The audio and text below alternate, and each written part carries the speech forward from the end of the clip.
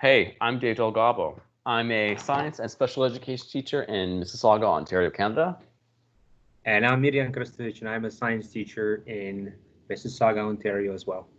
All right, so we've already recorded a video on network maps. For a bit of background, you may want to take a look at it. The link to that video is in the link below this in the description. And if you watch the first video, you may recall that an active network map is a powerful strategy that allows teachers and students to map out science, technology, society, and environment issues, also called STSE issues. These maps will contain living, non-living, and semiotic components in an interconnected network. Sometimes these connections are hidden and they often influence each other. They have a huge effect on our lives as we are part of the network too. So the power of network maps lies in the concept of depunctualization, which we discussed in our first video. So it's like a black box, as it has many hidden connections to living and non-living items that form a web.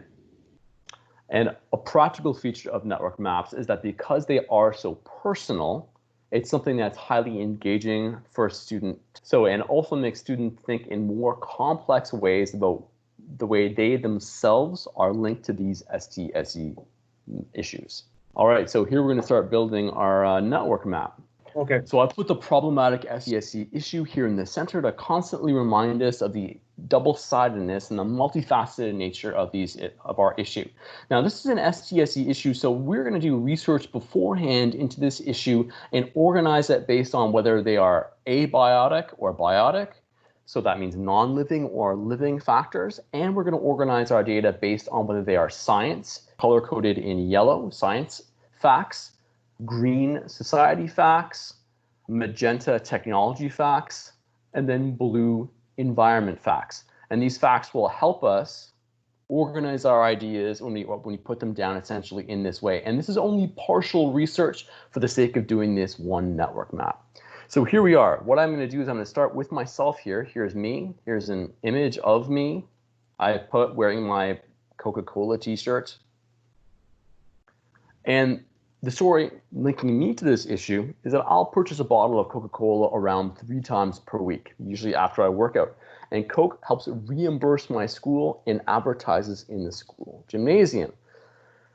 So what I could do is say that I will even include these little small things in our network map. I'll scroll down here, I'll get my image of Coke. That's what I will buy at the end of each workout.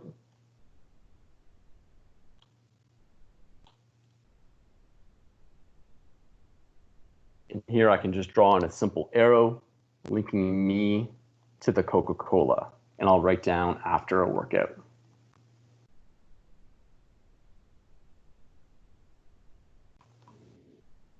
Now, we don't have to use these connecting terms. I'll put down these connecting terms like after workout just to remind me where these things come from. If we're doing this, let's say students were doing this, they could have arrows with arrowheads denoting where like power or money goes in a network map. Now, students can let you know what these arrows mean via something like an interview or a recorded video or a reflection paragraph. Now, when I'm done with my Coca-Cola bottle, I will go and recycle it using municipal recycling. So down here, I've got an image of the recycling thing that I will use in my community. So this is my own recycling bottle from my street. So after I'm done, it is recycled. Now, personally, I kind of like Coke, and I like the Coca-Cola symbol. And I own, like as I said, this Coca-Cola t-shirt. The symbol for Coca-Cola is a semiotic. A semiotic is a sign or symbol frequently used to sell something. Another semiotic could be something like the idea of Coke being refreshing, all the things that you think of when you think of Coca-Cola as a logo itself. And other things I may worry about are things like high sugar content. Now, when we were doing grade 10 science, we talked about in the systems unit that the digestive system is linked to the cardiovascular system. And when we're doing something like a network map, we're always going to try and link it to the science curriculum wherever possible. So I myself too have in my family a genetic history of hypertension. So for science, I can bring in that a high sugar diet is linked to hypertension and cardiovascular disease. And I can even bring over some research that I did here on society because I know that in 2020, Canada is expected to spend approximately $20 billion on hypertension-related costs. So again, this is related to me and my consumption of Coca-Cola. So I can put in these facts into my network map, as I know they are in fact related to each other. So notice how personal Dave has made these connections, showing how personal choices contribute to a global issue here. Also, we should probably say that the container that Coca-Cola bottle is made of has to last a very long time at room temperature, cannot leak, and it must be durable. And there are a lot of materials that you could use to make bottles, but PET, one specific chemical, is really good barrier to water, alcohol, and oils. And so we have some notes that we can grab from our research and bring them into our actor network map. And we can create links between the durability and PET cards. Coca-Cola may also want to use only one type of bottle material to save money, and they make a lot of different products. So example, the Minute Maid juices, which have to stay fresh for a long time. Now, it's worth noting that Coca-Cola and other companies have sunk significantly cost amounts of money into existing production lines. Now, if they were to suddenly switch materials, it would put them at a disadvantage compared to other companies. So this is an example of a technology factor here that is going to be abiotic. Coke, Nestle, automated production lines, and packaging companies like AMPAC all align to support the use of PET bottles. Because they have a shared goal, we see that they form a dispositif, or an alliance. In this case, an alliance that supports a narrative around the use of PET. Mainly because it saves them financial money, it's easier to do it, they have a lot of sunk costs into that resource, it's a highly durable material, and they don't necessarily financially would want to change. Lastly, we know that even though these PET plastic water bottles are recyclable, that only about 13% are recycled. And the majority of these plastic bottles come from Coke and Nestle. So that's another piece of our research that we can bring into our actor network map, which shows some of those environmental costs associated with the use of PET plastic bottles. A report from Break Free from Plastic found that Coca-Cola, Nestle, and PepsiCo were the top plastic producers globally. Lastly, we know that even though these PET plastic water bottles are recyclable, only about 13% are recycled, and majority of these bottles come from Coke and Nestle. And the interesting thing with these bottles, Coca-Cola in a statement said that they will not stop using these plastic water bottles because it believes that many consumers still prefer them to other alternatives, so things like plant-based bottles, which may or may not degrade better in the environment.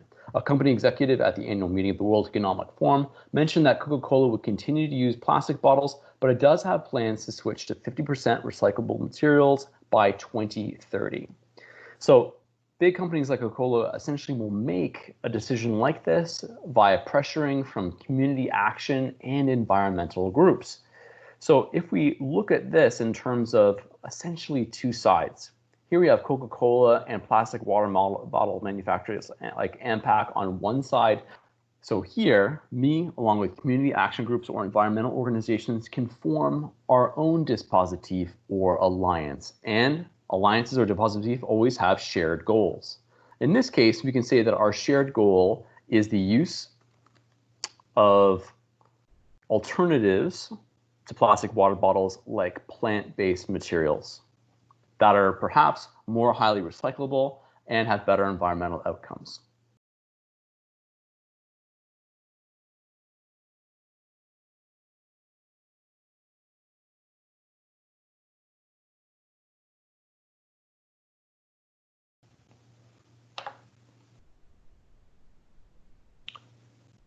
Then here we can zoom out. So here we have our network map where we're showing the complexities of the issue, and we've also made it highly personal. In this particular example, we haven't used all of the pieces of research on the bottom, but we'll share out along with this a version of this network map that's both completed and completely blank, so that students could go and experiment putting these labels in different areas, perhaps making new dispositifs or showing different ways that these issues can be addressed. At this point, we will pause the video and suggest that there are many directions a student could go in. Let's look at the characteristics of this actor network map. We use color to show science, technology, society, and the environment. We have living, non-living, and semiotics. We drew these connections between these various components. The connections are explained with linking words or phrases. It's not a requirement to explain them, but in this case, Dave has used some of those linking words. And many of the connections in an actor network map are two-way connections. And remember that these connections typically show the flow of influence, power, or money. If you'd like to see more videos in this series, take a look at the links in the description. I'm Dave Delgado. And I'm Mirjan Krstovic. Goodbye.